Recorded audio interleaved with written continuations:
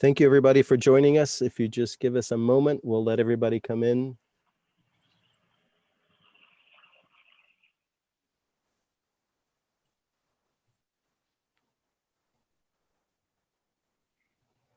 Here we go. Just a couple more.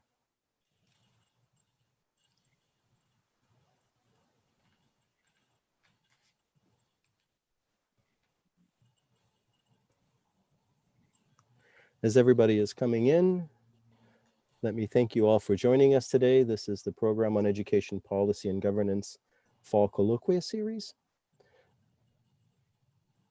We have a couple more after today. We have one on the 19th of November with Susan Patrick from the Aurora Institute.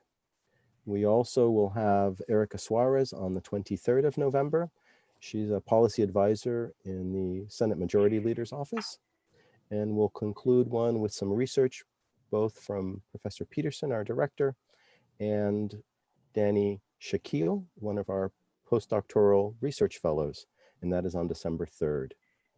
So thank you all for joining us today. We appreciate your time. Let me turn it over to our director, Professor Paul Peterson, Henry Lee Shattuck Professor of Government and Director of the Program on Education Policy and Governance here at Harvard University. Paul?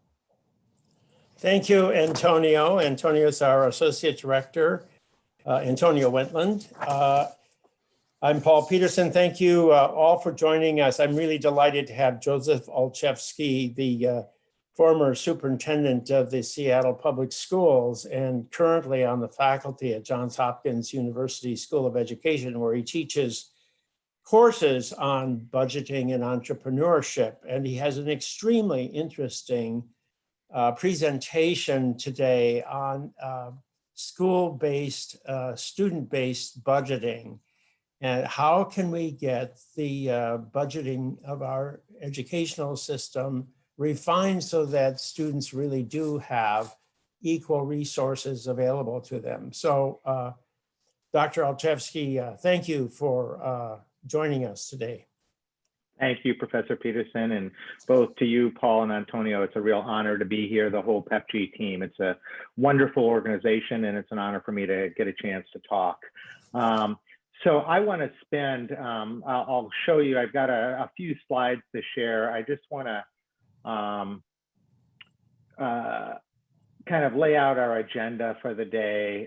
What I'd like to do is introduce myself and introduce the topic. Then want to give folks an overview of student-based budgeting and kind of dive into that quite a bit. And then the specific case of the use of student-based budgeting, sometimes called weighted student formula, in Seattle Public Schools, to see how it plays out live in an individual district. And then I do think there's a lot of other implications for other districts. So we'll have a good discussion at the end of that. So that's our agenda for the day.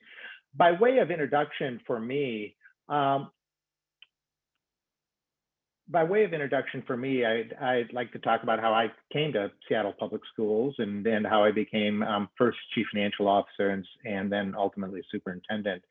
I was in the public, I'm a graduate of the Kennedy School, Paul, you'll be pleased to know, and a class of 84, as is my wife. And I left the Kennedy School in 84 and went into the public finance business. So I advised cities, counties, state governments on complex sort of financial issues. After 12 years of doing that, I ran my firm's Seattle office. I met this incoming superintendent in Seattle Public Schools, the first of the non-educator superintendents, and he asked me to be CFO of Seattle schools. I had been very involved in the financial community, so I considered myself fairly sophisticated financially, but I didn't know very much about education finance. I had never worked with a school district, certainly none as large or complex as Seattle schools. And so that was a really, kind of abrupt awakening for me. And, when I first got there, I, kind of drinking through a fire hose, trying to understand the complexities of the finances of Seattle schools. And I remember having to go to the board meeting to start the budgeting process. And my staff, dutiful staff, gave me one piece of paper and said, this piece of paper, you got to get the board to approve this one piece of paper. And it were the staffing standards for the district. Okay, seemed pretty benign to me. And I went and handed that in, and sure enough, got a vote, and 7-0, the board all approved those staffing standards. And I was walking back to my office and knowing that we were going to have to, assemble a budget and do a significant budget cut. And my staff said, well, don't you realize the budget is basically done now? That one piece of paper, the staffing standards, drives a disproportionate, predominant share of the budget. And, here I am thinking, I'm the sophisticated one, and I realize I'm the complete noob in the middle of this process. And I said, really, tell me more. So I learned more, and I'm going to talk about that today, what that one piece of paper was, what that staffing standards was, and what a powerful piece of paper that was when the board approved it. And I realized that one piece of paper was creating substantial inequities, substantial inefficiencies, and really defining the core governance and decision-making powers around the district. And I certainly didn't know it. I was chief financial officer of the district. I can tell you the superintendent know it. And I can also tell you the school board didn't know that one piece of paper controlled everything, okay? So through the course of the next budget cycle, our team went through the process of developing what became known as weighted student formula, or for the purpose of this presentation, I'm calling student-based budgeting, which is a dramatically different way of allocating resources out to schools. And we developed that in 1997, 1998. Over the course of the past 20 plus years, 31 major districts around the country, some of the biggest, about half of the biggest districts in America, and about a quarter to a third of the top 100 districts in America have replicated versions of this. So hence the title of my presentation today is sort of the slow revolution. It's taken us 25 years.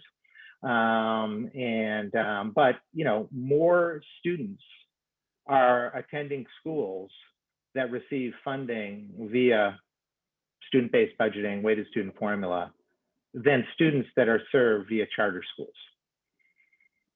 So when we talk about a revolution in charter schools, which it is, I think there's also a sort of a parallel in-district revolution that's been playing out a little bit behind the scenes, a little bit of a slow revolution. So that's what I want to talk about today, okay? So let's go back to that one piece of paper, okay? What did that one piece of paper do? This is a prototypical school district. This blue slice is what a typical school district allocates out to schools in terms of staffing allocations. In Seattle, we were a little bit higher than that. We were about 65%. Some districts might be a little lower, 55, 50%. But it is no, my staff member that talked about that one piece of paper wasn't overstating it. Once you approve the staffing standards, you've done the heavy lift of budget development, okay?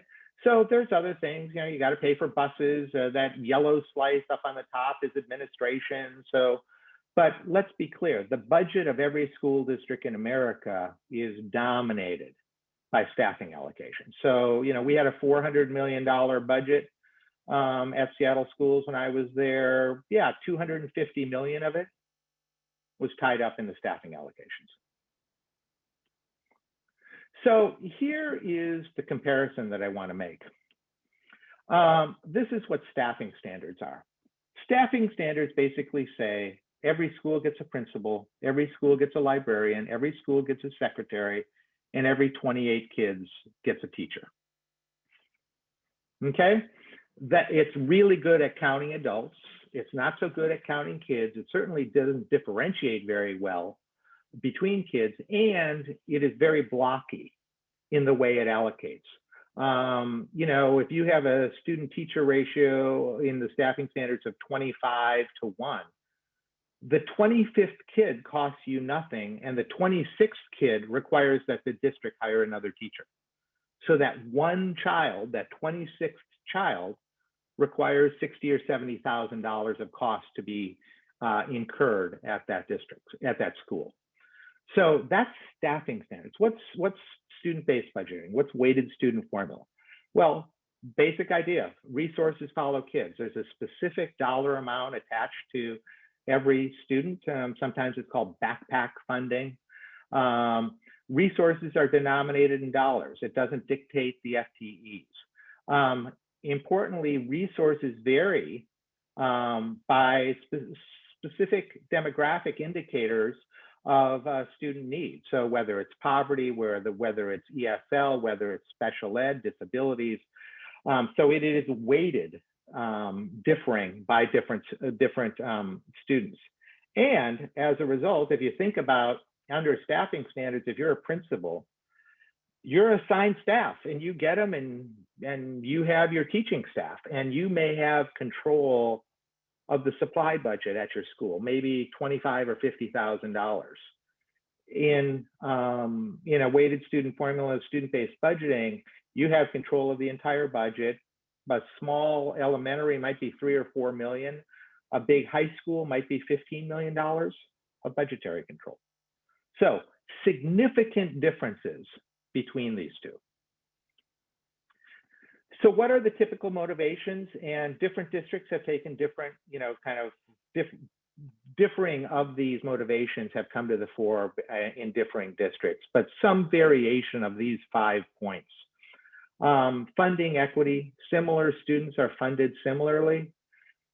I've done a lot of analyses in multiple school districts, and you can quickly identify that the exact same child in Jackson Elementary receives significantly different funds in Jefferson Elementary because of the blockiness, the non-rational aspect of staffing standards. So funding equity, similar students are funded similarly. Addressing the achievement gap, driving more money to high needs students. That doesn't occur in staffing standards. Every student is somehow, kind of treated pretty much the same. Increasing school level budget control for a lot of districts. This is part of a reform agenda. For a lot of community members, the budget transparency issues become a huge issue, a motivation for weighted student formula. You can sort of talk about funding kids a lot easier than you can talk about these staffing allocation. And then finally, improving the efficiency. I mean, budget wonks like me love, kind of the efficiency arguments, and I can talk about the gaming and the inefficiencies that exist later in our talk. But these 5 motivations are at play in various degrees. So I went on the internet and I wanted to show you an example of what staffing standards look like, and then what does weighted student formula look like within a school district. So this page, this is basically San Francisco Unified School District's version of my one page from Seattle Schools in 1997. And you can read from the top, 1 principal per school, an assistant principal, 1 for an elementary school if you have more than 600 kids, 1 for a middle school with fewer than 1,000, 2 for a middle school with more than 1,000. So in other words, the 999th student doesn't generate any need for an assistant principal. The 1,000th student generates the need to hire a $90,000 assistant principal. Okay, the teachers, special ed teachers, guidance counselors, etc. This drove the allocation of resources within San Francisco Unified for a century. This one page. This is what what occurred. They then went to weighted student formula. 20 years ago, something like that. Here's what weighted student formula is. There is a base allocation. So if you're a 4th or a 5th grader, you have $2,848 attached to you. This cell is the most important number in this matrix. it's a 1.0, and then each student in the district is weighted relative to that 2848. So if you're a K to 3, you get 35.99, or you have a weight of 0.264. Okay, if you can follow this. High schoolers receive 0.19 more. If you're poor, you receive an additional, so you're free and reduced price lunch, you receive an additional $256, so a 9% weight. Disabilities by severity, okay? Here's 3 different levels of severity. And then ESL, they have 5 different levels of ESL status going, not big variations, but in high school, it's $500 at $530 at K through 5, it's $200. Okay, so this is the matrix. Let me call it the pricing matrix, if you will, that is utilized by San Francisco Unified to weight the students that exist in every school in the district. Okay, I'm going to do this slide and then I'm going to stop. I think I've given you a lot here, so maybe there'll probably be some questions. So what are the dynamics that are released with student-based budget? Because there clearly, this is a redistribution. There are winners and losers. I think we have to acknowledge that. Anytime you do the analysis, some schools lose money, other schools don't. You get into the politics of redistribution. So the redistribution is more than the redistribution of money. Sure, the redistribution of money, clearly there is a redistribution from low need students to high need students, no question. There's also a redistribution of power and authority from the central office to the schools. The principals become hugely powerful and hugely important in this process because the success of a student-based budgeting model is driven by the entrepreneurship and the sort of management skills of the site-based teams. Also, though, it's important to acknowledge is a redistribution of perception. I found it very easy to talk about weighted student formula with parents, very quickly talk about why one school has certain funding, other schools have maybe less funding. You have a language and the numbers and the capabilities, the algorithms to be very transparent, whereas staffing standards is a very awkward, very opaque methodology. And then the final piece, which we can talk about, is the redistribution of kind of the definition of equity. People who defend staffing standards say, hey, every school gets a principal. What can be more fair than that? Well, that's a school by school measure of equity. You really are moving to a student by student definition of equity. And that's a very, revolutionary different approach to talking using the language of equity. But you can, San Francisco, Seattle, any of the districts that have gone this way, you do very much change the conversation regarding equity. So we're going to talk about history, but let me take this off screen share, and I'm sure there's questions. So Paul, maybe I can defer to you. Okay, so Joseph, let me ask the first question just to get it started. It seems to me that one of the biggest consequences of this reform that you have laid out here and which you put into place in Seattle is that some teachers cost a lot of money and other teachers don't cost very much. So if you have a master's teacher that's been around for 35 years, you've got a lot of resources coming to that school. And if you have another one who's a beginning teacher with just a bachelor's degree, it as much money to pay a teacher.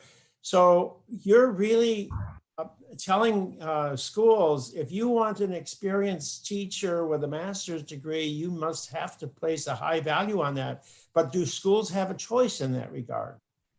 Yeah, so Paul, this is a big sort of design issue.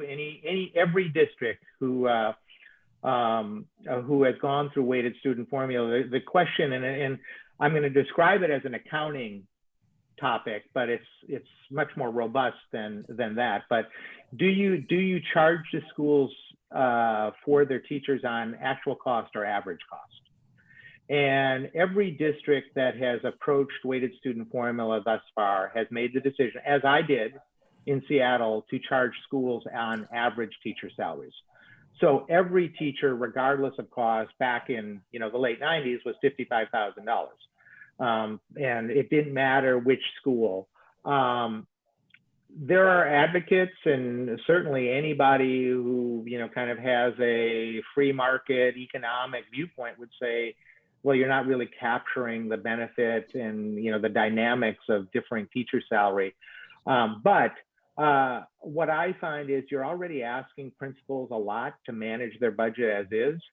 If you also want them to get down into the details of differential salaries, that's probably beyond their capabilities anytime soon. And I think, and this has been particularly true over the last few years, we've had such a turnover in teaching corps. A lot of our older, more senior teachers have retired, and a younger corps has come in. And frankly, they're some of our strongest teachers out there today. So no, I think I think there's a technical reason to sort of stick with average. But I think even in practice, you'll see in a moment, 31 districts have done this. 31 of them have gone to average teacher salary. Okay, so let's open it up to others. Antonio, do you want to call on people? Sure. Helen Wang has a couple of questions that seem to be on the line of clarification and some just outright questions. Helen, would you like to ask your questions to our speaker? Yeah. Hello, Helen. Yeah, hello, Joseph. It's very nice to learn about the budget model from the superintendent. This is really informative. So I have some factual questions and about one of your slides, and also some, higher level questions. The units, I wondered about the units of your pricing matrix. You have those $1,000. You also have $50, $51. Is that per hour? So it was not very clear. I just laid out all my questions. There is also higher level question is, there are a couple higher level questions like what will be the impact of COVID or any crisis or any sort of emergency like COVID on this model when enrollment decrease suddenly and maybe temporarily? Related to this question is how often. Maybe you should hold some of your questions because it's going to be hard to remember each and all of your questions, Helen. Oh yeah, sure. Yeah. Sure. So Helen, So Helen, the answer to your first question is, those were your per school year allocations to the students. So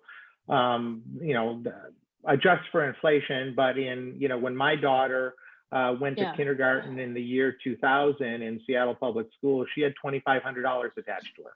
We had students in Seattle schools that had $25,000 attached to them, severe disabled students. So no, $2,500, I could look, not only my own daughter, but my daughter's friends and people at her school and say, if all you did, and this is an important kind of technical point, if all you did was attract kids that had no other indicators of need, could you still have a viable program that successfully educated those kids? And $2,500 would do that. Today it might be $3,500, but my point still stands. So the second, Helen, the second question, getting at kind of disruption. Staffing standards is a very static model. It's a very static model. It assumes, I've used the word solid state. It assumes just a static state of how you're delivering. When in fact, and we're going to do, I'm going to show you a little bit and some background about how Seattle implemented it.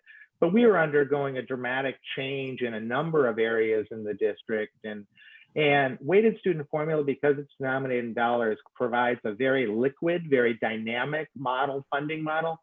So if you have increases in funding, if you have decreases in funding, or more to the point, the bigger risk, do kids appear in schools you didn't expect them to be at? Under staffing standards, you staff in May Jefferson Elementary and for 400 kids, and in September only 350 arrive. You've got a crisis because you now have too many staff members at that school. So weighted student formula really allows you to be very fluid. So good questions. Thank you, Helen. We also have some questions from Noreen Kiraj. Noreen, would you like to ask your question to our speaker? Hi, sure. Hi, my name is Noreen. I'm an analyst at the Consortium on School Research. So I'm based in Chicago. And Chicago, there are several schools that are under-enrolled. In 2013, Chicago closed 49 schools. How does student-based budgeting, I guess, provide equitable outcomes for those schools that are under-enrolled so that they can afford their operating costs? Yeah, well, there's two answers to that question. The first is there is, again, sort of structural standpoint, every district that has developed and designed their weighted student formula, they typically provide what's called a foundation allocation to every school, meaning a base amount you get for opening the school. Typically, it covers the principal and maybe a secretary, something like that. So it does set kind of a floor. It violates the principle of money is attached to kids, but it is a clear allocation to ensure that small schools can survive. At the same time, Maureen, it's a weighted student formula also helps you understand what schools maybe need to close, because it really, you start revealing the kind of financial burden they're placing on other schools around the system by keeping them up. And I did this, my approach was to merge schools. We had a small middle school that probably was non-viable. Right near it was a small elementary school that was probably non-viable under weighted student formula. You put them together, it actually became a very robust K-8 school. So good question, thank you. Catherine Clark also had a question about how to sell this way of budgeting. Catherine? Hi, Joseph. It's Kate. Hi, Kate. Hey, nice to see you. Superintendent Clark. Yeah, finally. I wondered what you focused on in terms of messaging to the public and to the boards when you started moving to this model. Yeah, and I'll talk about that, Kate, a little bit more deeply when we get to the Seattle case. But, I had, we were going through the end of a 20-year mandatory assignment desegregation plan. And students were now going to be able to choose their schools, and we knew they were going to choose very differently than we had assigned them previously. So there already was a big disruption about to hit the district. But, I went out and I probably did 40 PTA meetings, a lot of them in the richer, whiter neighborhoods of the city who invariably were going to be losing funds through this, and they needed an explanation. And, I think communicating to them the irrational aspect of what existed already, number one. Number two, the unfairness of what existed already, and be very explicit about the unfairness. But then third, I was giving them something they really valued, Kate. I was giving them the power and authority to control their own budget. So to the degree they were losing money, they were gaining power, and that was valuable to them. And so, I said it in that context, and you'll hear more when we get to the Seattle section. Thank you. And we also have one other question from Jill Nishi. Yeah.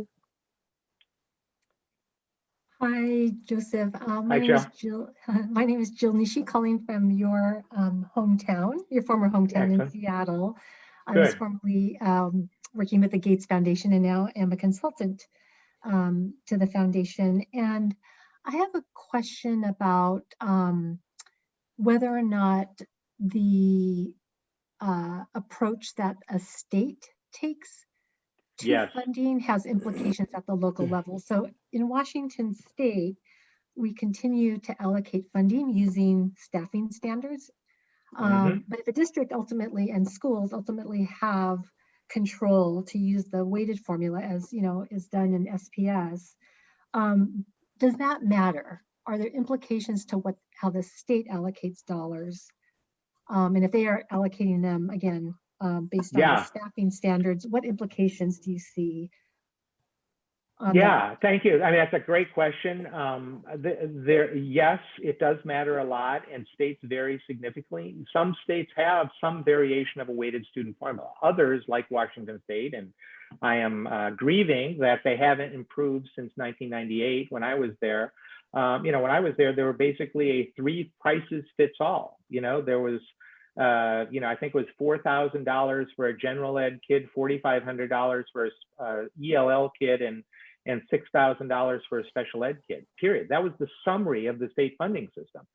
And so I certainly, and weighted student formula certainly advocates very strongly that the variation, the diversity that exists within the student population regarding student need requires a much more nuanced, much more variated funding system. So yes, I encourage superintendents, any superintendent that has done this, even in states that have a fairly weighted funding system, invariably their local district wants to fund differently than the state. So I don't think, where the state, Jill, the state probably has a bigger burden when they create restrictions on districts for how they want to fund.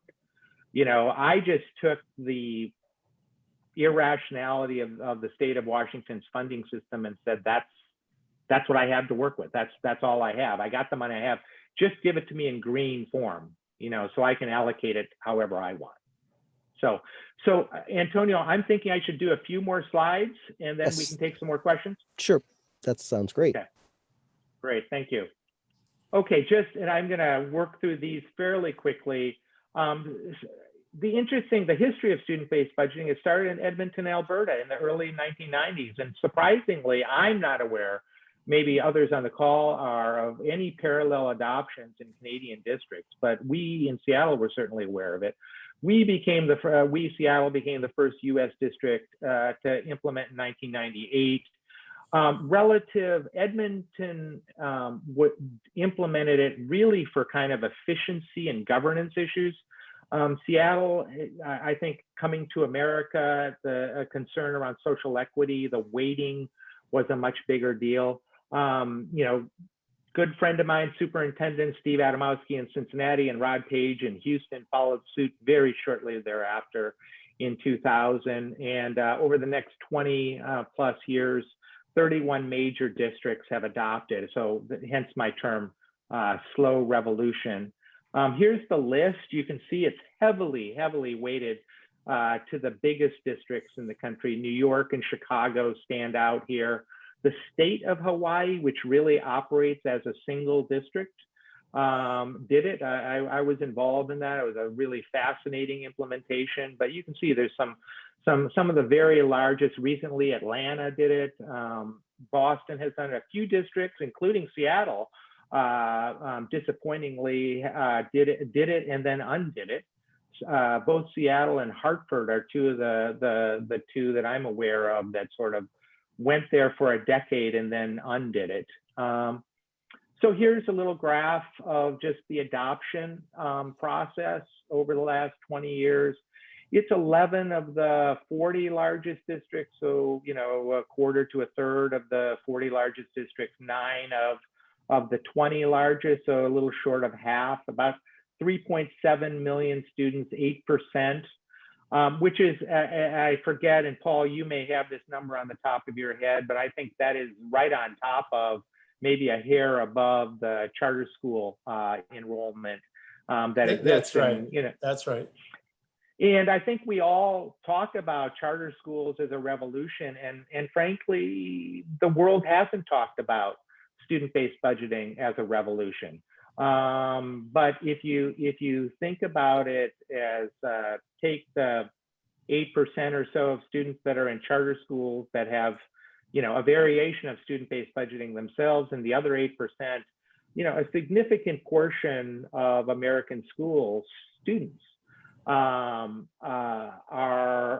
in school districts that have this sort of market-based implementation. And, at a time when, people say, oh, nothing has changed in education, everything has been static. I think this is a story to tell. I think it is a slow revolution.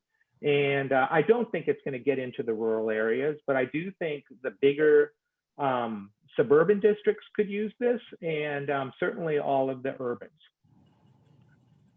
So I'm going to stop there if we have any questions, and then we can dive into the, I know we had a couple of other questions, but that's sort of the history, my telling. And then I have one last section, Antonio, that I want to just give the Seattle case just to illustrate how a superintendent or a district can utilize weighted student formula.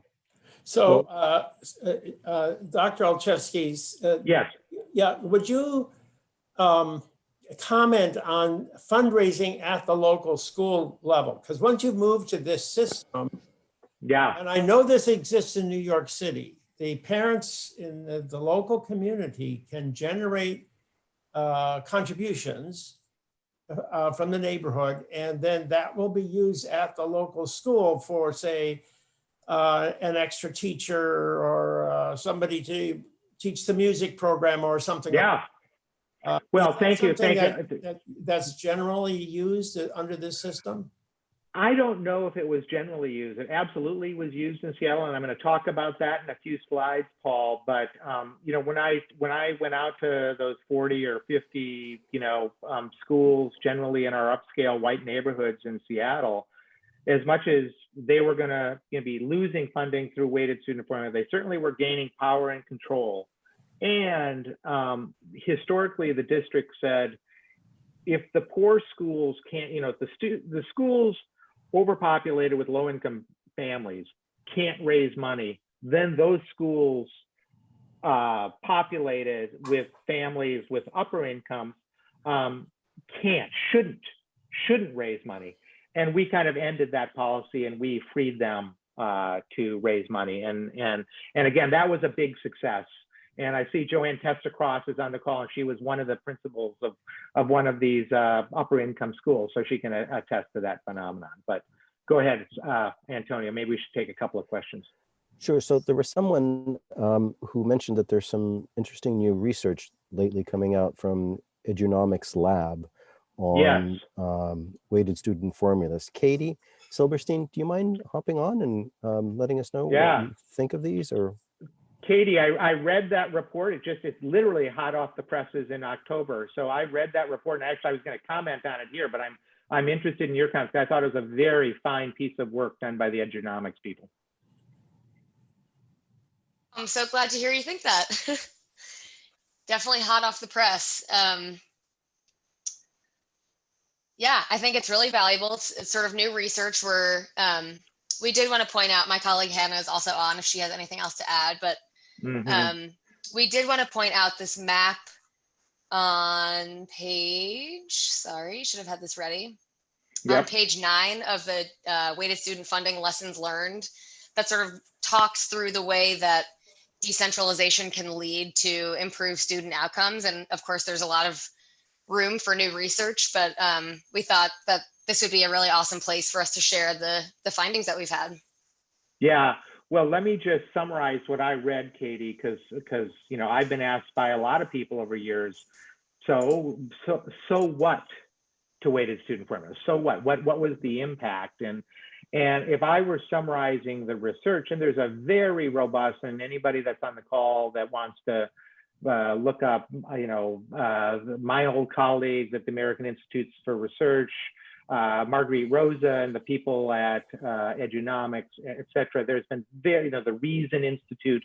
There have been some very fine research, but I would describe most of that research as being descriptive, meaning describing what has been done. It hasn't really got at what the impact is. And I do think, Katie, this recent report from Edunomics is the first that I've seen that has some legitimacy getting at the question of, okay, did student achievement go up in weighted student formula districts, and did we reduce the achievement gap? And it certainly isn't definitive research, but it is very strong indicative research that the answer to both questions is yes.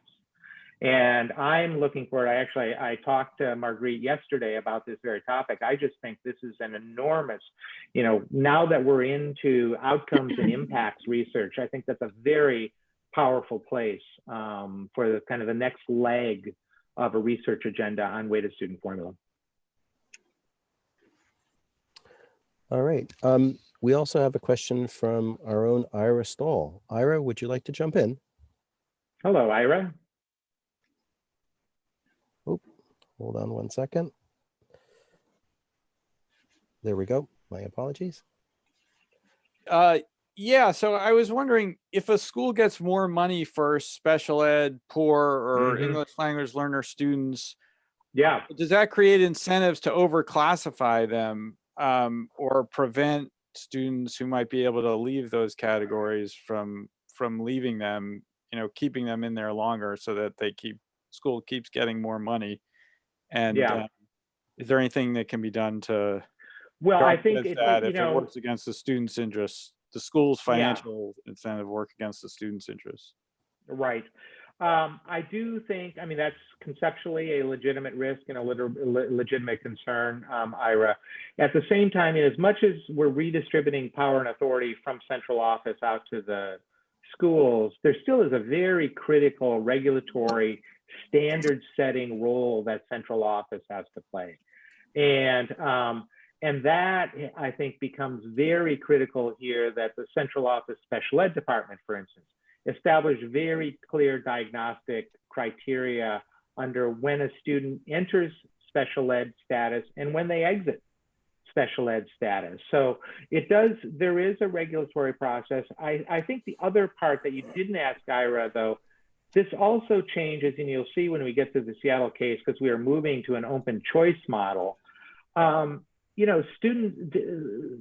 Schools didn't necessarily want to serve some of those special ed kids.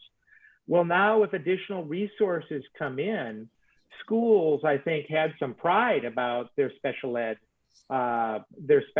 services or special ed programs. And because that could be a great way to attract students, low enrollment schools that were struggling with enrollment, all of a sudden reaching out to the special ed community became sort of an enrollment growth strategy for them. So thank you, Ira. So let me, Antonio, why don't I just finish the Seattle slides? This will be quick, and that will then allow us just to go to open discussion after that. So I thought it was important to kind of share in practice what this means and what this looks like.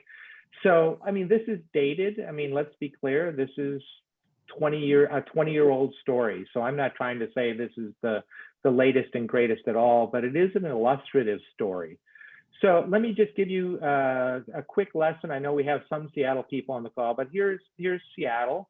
And you can see it's a little bit of an hourglass-shaped city, and it really has three different, broadly, areas. Oops.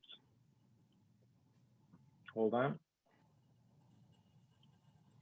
The north side, which is richer, whiter, fewer immigrants, and in my era, it had many more school seats, desks available for kids than there were kids in that neighborhood. So surplus school capacity. The south side was the mirror image. Poorer, more people of color, more immigrants, and deficit school capacity, meaning there were more kids than seats. Okay, and then this third area here, the West Seattle, I would describe as kind of a reasonably balanced, but their divide runs east and west. There's a ridge that runs down the center of West Seattle. Generally, the richer, whiter people live on the water side. The poorer, more people of color, more immigrant live on the east side of that ridge. But generally a fairly balanced part of the city. So this is, we were, prior to 1997, we had 20 years of a mandatory assignment desegregation plan. And to summarize the very complex thing with two arrows, the idea was we were going to take the poor and minority kids from the south end of the city and move them up and sit them next to white kids in the north end of the city. And we were going to move a similar number of white kids from the north side to the south side schools. Unfortunately, we were good at half that plan. We moved about 10 kids of color from the from the south side to the north for every one kid white kid that moved from north to south. So it is no overstatement to say the desegregation plan was built on the backs of kids of color taking hour and a half bus rides every morning. So we were going to a choice plan. Any kid could choose any school. If there was a seat there, the kid could get in.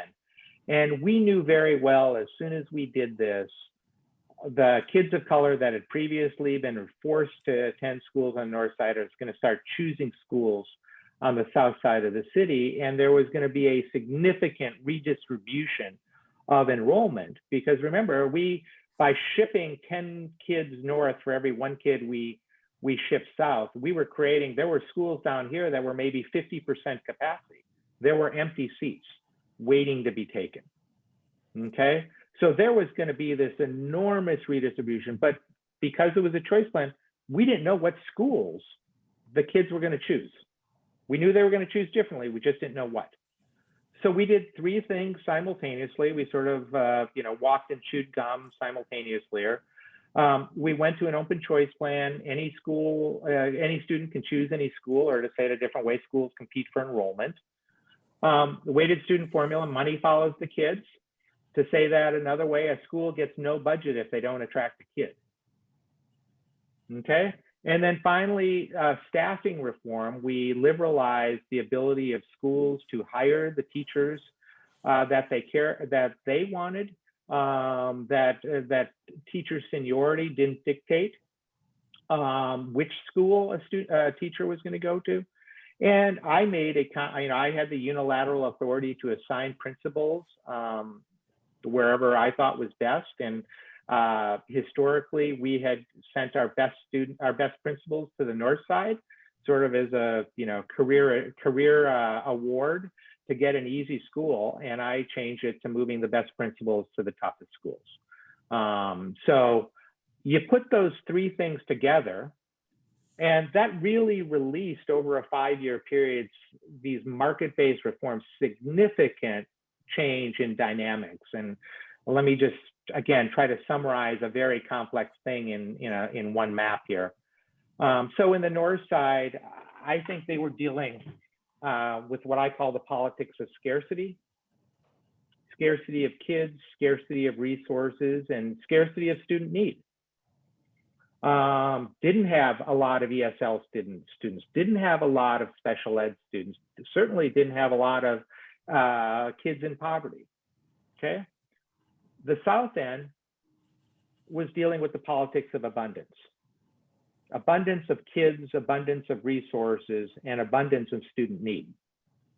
In effect, our plan before was to equalize student need across the district, school to school. We never accomplished that, but theoretically that was our aspiration. This kind of broke that premise and acknowledged that different schools were going to have very different student profiles, and funding should follow that. And then the West Seattle was really into the politics of continuous improvement. In some ways, they were a microcosm of the north-south dynamic, kind of flowing east-west, but frankly, it was less change and less disruption, but increased pressure on performance. So, Paul, to get at your prior question, what did the north side do? The schools became richer, whiter, more engaged parents, but smaller, with lots of empty seats and the threat of closure being real. Well, they recruited heavily. They wanted to get their neighbor to attend their school. If you were a mom in that neighborhood and you could get the family next door to send the kid not to the private school, but to the local public school, that school would get an extra $2,500. It was a big deal. So we sort of deputized a lot of parents to recruit. We certainly liberalized fundraising capabilities, and I attended, and I know there's a couple of principals on the line here. I attended so many auctions and galas and events and coffees and teas on North Side schools to help them raise money. The South End, now the best principals in the district were systematically being moved there, and they were seeing class sizes at 17 to 1, 18 to 1, 19 to 1. North Side, 25 to 1, 27 to 1. Okay, so you could genuinely create a very different academic program in these schools. So I think that's my last slide. Okay, so there we are. I wanted to tell the Seattle story kind of quickly here because I think it illustrates how a weighted student formula model can be, inserted into an overall district strategy. When the question earlier about, kind of disruptions that Helen Wang asked, we had a planned disruption to the school district in many ways, and weighted student formula allowed us to manage through it. Well, the weighted student formula, Joseph, to me to be particularly appropriate if you have this portfolio plan, which I think you have. Yes. These are often called portfolio schools, where parents have a choice of a school throughout the city. Every school has a lot of autonomy. Every principal can develop a special emphasis that makes it stand out in some way. So that I sort of see as part of your 100%, Paul. I mean, this was late 90s, early 2000s. The word portfolio district hadn't been created yet, right? I've described Seattle under my tenure as a paleo or proto portfolio district, before we had a word for it. Sure, that was absolutely, my approach. I mean, Rod Page in Houston would affirm that. I think Steve Adamowski in Cincinnati and elsewhere would absolutely agree with that. And I do think, Arlene Ackerman in San Francisco would say absolutely San Francisco is a portfolio district. So I think it is an enabling condition.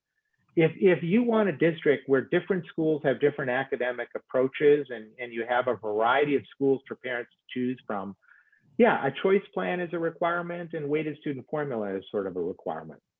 Okay, so now I have another question. Why did Seattle give it up?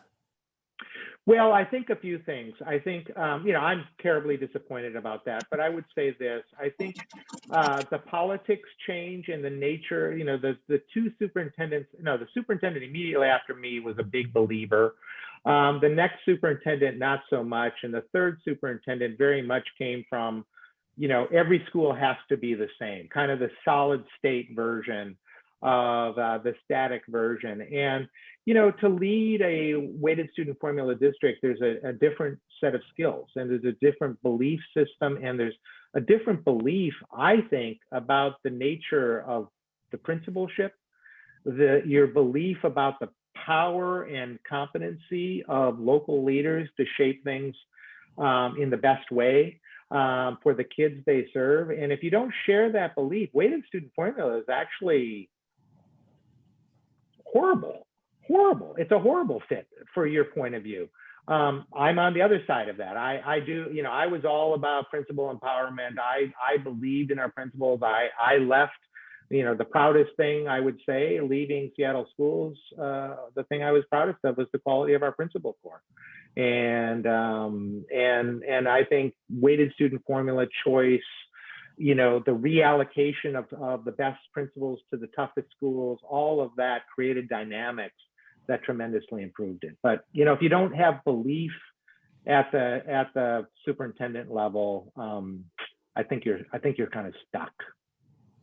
Well, we're running short on time, but I think there's a question out there, Antonio. Yep. So Judith Brunel suggested that since we may have some Seattle principals there in the audience, maybe they could speak of their experience.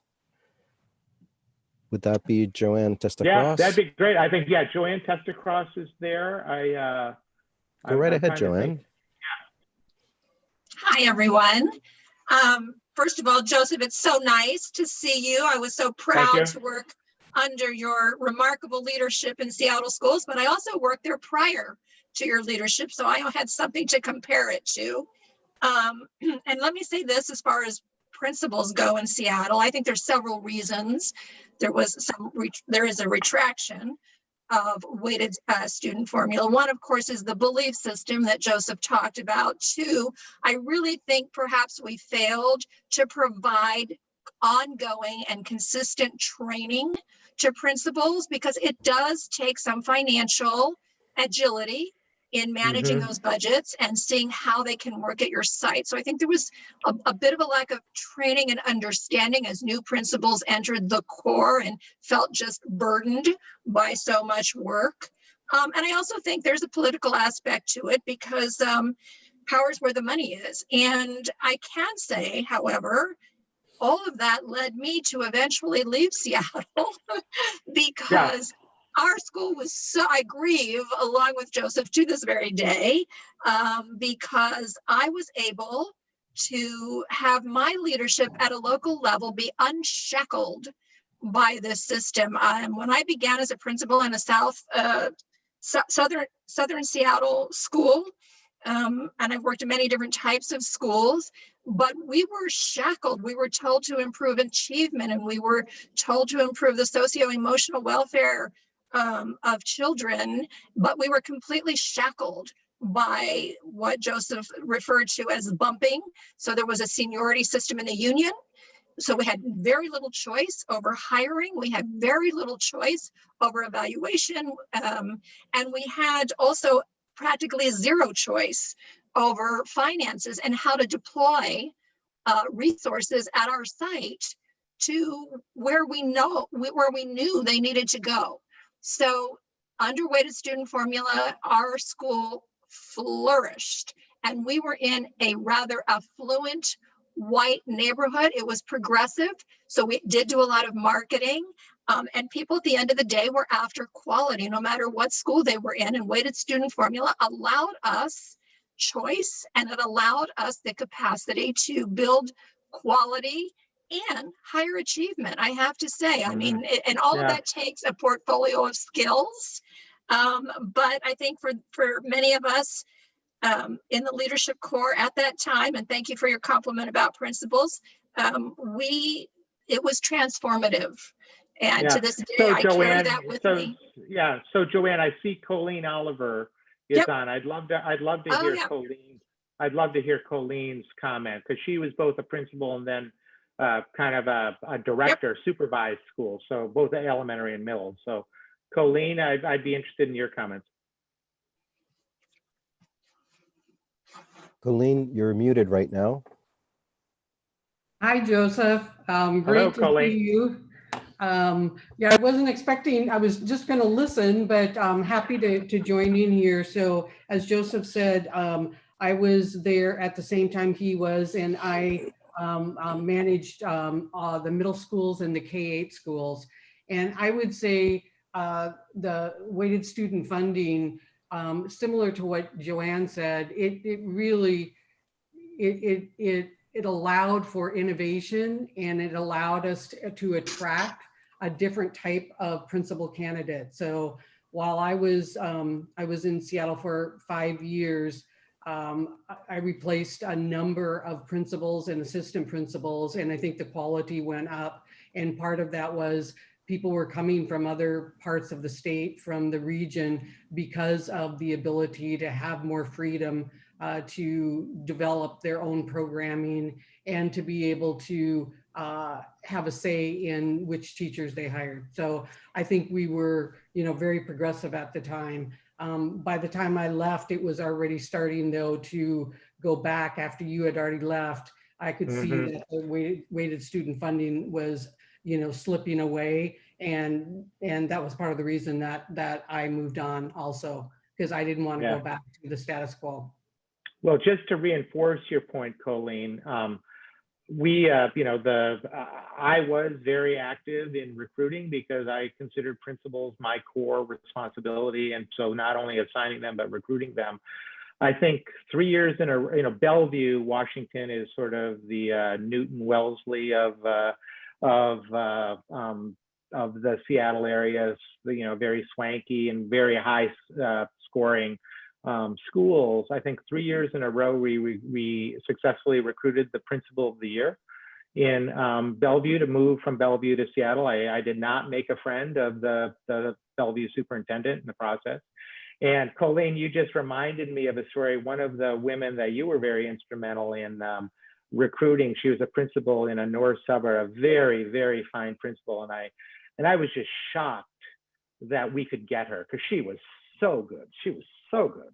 And I'm in my last interview with her, and she was going to go to a middle school. And I said, you know, what is your reason? What is your reason for wanting to come here? And her answer was, I have 4 million reasons to come here. And I realized that was the budget of her middle school. And I was like, wow, thank you. Thank you. You have 4 million reasons to come here. And Colleen, I'm blocking on that woman's name. She went to the West Seattle Middle School, and she was wonderful. But I still remember that quote. Thank you very much, Dr. Olchefske.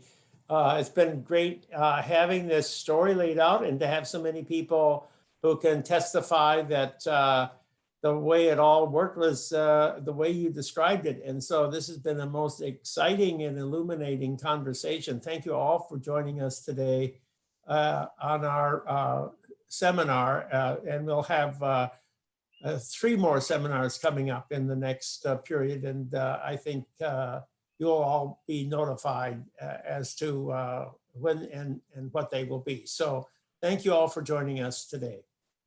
Thank you very much. Have a great day, everybody. Thank you all.